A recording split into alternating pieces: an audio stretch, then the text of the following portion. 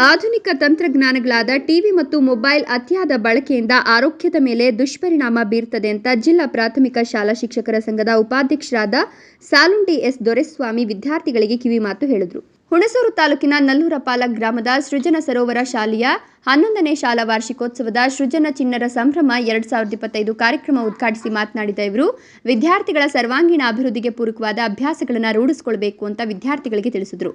ವಿಶೇಷ ಅತಿಥಿಗಳಾದ ಟಿಜಿಟಿ ನಿವೃತ್ತ ಶಿಕ್ಷಕರಾದ ಪಟ್ಟಾಭಿ ರಾಮಚಂದ್ರ ಅವರು ಮಾತನಾಡಿ, ಗ್ರಾಮೀಣ ಪ್ರದೇಶದಲ್ಲಿರುವ ಮಕ್ಕಳಿಗೆ ನಗರ ಪ್ರದೇಶದಲ್ಲಿ ಸಿಗುವಂತಹ ಶಿಕ್ಷಣ ಸವಲತ್ತುಗಳನ್ನು ನೀಡಬೇಕು ಅಂತ ಈ ಶಿಕ್ಷಣ ಸಂಸ್ಥೆಯ ಯುವಕ ಮಿತ್ರರು ಸ್ಥಾಪಿಸಿ ಉತ್ತಮ ಗುಣಮಟ್ಟದ ಶಿಕ್ಷಣ ನೀಡುತ್ತಿರುವುದು ಶ್ಲಾಘನೀಯ ವಿಷಯ ಅಂತ ಪ್ರೋತ್ಸಾಹದ ನುಡಿಗಳನ್ನು ಆಡಿದರು. ಕಾರ್ಯಕ್ರಮದ ಅಧ್ಯಕ್ಷತೆ ವಹಿಸಿ ಸಂಸ್ಥೆಯ ಕಾರ್ಯದರ್ಶಿಗಳಾದ ಸಂತೋಷ್ ಕುಮಾರ್ ಎಂ ಮಾತನಾಡಿ, ನಮ್ಮ ಶಾಲೆಯಲ್ಲಿ ಎಲ್ಲ ವಿದ್ಯಾರ್ಥಿಗಳಿಗೆ ಗುಣಾತ್ಮಕ ಮೌಲ್ಯಾತ್ಮಕ ಶಿಕ್ಷಣ ನೀಡುತ್ತಿದ್ದು ಅನೇಕ ಮಕ್ಕಳು ಕಲಿಕೆಯಲ್ಲಿ ಮಾತ್ರವಲ್ಲದೆ ಕ್ರೀಡಾ ಚಟುವಟಿಕೆಯಲ್ಲಿ ಸಾಂಸ್ಕೃತಿಕ ವಿಭಾಗಗಳಲ್ಲಿ ಉತ್ತಮ ಸಾಧನೆ ಮಾಡುತ್ತಿದ್ದಾರೆ. ಇದರ ಜೊತೆಗೆ ಶಾಲಾ ಪೋಷಕರ ಮತ್ತು ಗ್ರಾಮಸ್ಥರ ಸಹಕಾರವೂ ಉತ್ತಮವಾಗಿದ್ದು ನಾವು ನಮ್ಮ ಉದ್ದೇಶಗಳನ್ನು ಸಾಧಿಸಲು ಉತ್ತಮ ವಾತಾವರಣವಿದೆ ಅಂತ ಸಂತಸ ವ್ಯಕ್ತಪಡಿಸಿದರು.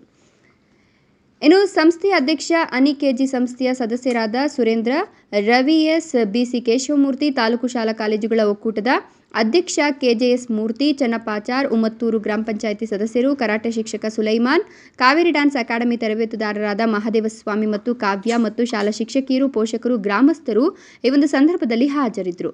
ಇನ್ನು ಕಾರ್ಯಕ್ರಮದಲ್ಲಿ ಕ್ರೀಡಾಕೂಟದಲ್ಲಿ ವಿಜೇತರಾದ ಪೋಷಕರಿಗೆ ಮತ್ತು ಮಕ್ಕಳಿಗೆ ಬಹುಮಾನ ವಿತರಿಸಲಾಯಿತು. ಎಚ್ಡಿ ಕೋಟೆಯ ಶಿಕ್ಷಕರಾದ ಚಂದ್ರಶೇಖರ್ ಮೂರ್ತಿಯವರ ರಸಮಂಜರಿ ಕಾರ್ಯಕ್ರಮ ಮನಸೆಳೆಯಿತು. ಇನ್ನು ಕಾರ್ಯಕ್ರಮದಲ್ಲಿ ದಾನಿಗಳಾದ Sudesh, Adivasi herbal hair oil, Pakshirajapura Prashanth, Gurupura ಗ್ರಾಮ ಪಂಚಾಯಿತಿ ಸದಸ್ಯ ಜೆಸಿಬಿ ರಾಜೇಶ್, ನಲ್ಲೂರು ಪಾಲದ ರಾಜಣ್ಣ, ಬಿಬಿಸಿಯ ರಾಮಕೃಷ್ಣ, ಪಕ್ಷಿರಾಜಪುರದ ಅಕ್ಷಯ್ ಕುಮಾರ್, ಹೊಸೂರು ಚಂದ್ರಶೇಖರ್, ಶಾಲಾ ಪೋಷಕ ಎಲ್ಲರನ್ನೂ ಕೂಡ ಸನ್ಮಾನಿಸಲಾಯಿತು. ಇನ್ನು ಮಕ್ಕಳ ಸಾಂಸ್ಕೃತಿಕ ಕಾರ್ಯಕ್ರಮ ಮತ್ತು ಕರಾಟೆ ಪ್ರದರ್ಶನ ಆಕರ್ಷಕವಾಗಿದ್ದು ನೆರೆದಿದ್ದವರನ್ನ ಶಾಲಾ ವಿದ್ಯಾರ್ಥಿಗಳು ರಂಜಿಸಿದ್ರು. ನಿರಂತರ ಸುದ್ದಿ ಸಮಾಚಾರಗಳಿಗಾಗಿ ನೋಡ್ತಾ ಇರಿ, ಇದು ನಿಮ್ಮ ನ್ಯೂಸ್ E5. ಈಸಿಯಾಗಿ ಕಲಿಸುವಂತಹ ಅವಕಾಶಗಳು ಜಾಸ್ತಿ ಆಗ್ತಾ ಇದೆ. ಆ ನಂತರದ ದಿನಗಳಲ್ಲಿ ಅಲ್ಲಿಗೆ ಶಿಕ್ಷಕರು ಬಂದ ಮೇಲೆ ಅವರು ಸಹ ಹೊರಗಡೆ ಬಂದರು, ನಾನು ನನ್ನ ಶಾಲೆಗೆ ಹೋದೆ. ಅದ್ರ ಜೊತೆನಲ್ಲಿ ಇವರು ನಂಗೆ ಆಗೋಯ್ತು ಟ್ರೈನಿಂಗು, ಇನ್ನು ಬೇರೆ ಎಲ್ಲ ಒಂದ್ ಕಡೆ ಕೆಲಸ ಶುರು ಮಾಡ್ಬಿಡೋಣ ಅಂತ ಹೇಳಿ ಮಾಡಲಿಲ್ಲ. ಆದರೆ ಅವರು ವಿಜ್ಞಾನ ಕಾರ್ಯಕ್ರಮಗಳನ್ನ ಮಾಡ್ಕೊಂತ ಬಂದರು. ಆ ವಿಜ್ಞಾನ ಕಾರ್ಯಕ್ರಮಗಳು ಎಲ್ಲೆಲ್ಲೆಲ್ಲ ಮಾಡ್ತಾ ಬಂದ್ರು ಅಂತಂದ್ರೆ, ಈ ಸಾಮಾನ್ಯವಾಗಿ ಗಣಪತಿಯಲ್ಲಿ ಕೋರ್ಸ್ ಇರ್ತಾರೆ, ಅಲ್ಲಿ ಕಾರ್ಯಕ್ರಮಗಳನ್ನು ಸಹ ಮಾಡಿದ್ದಾರೆ.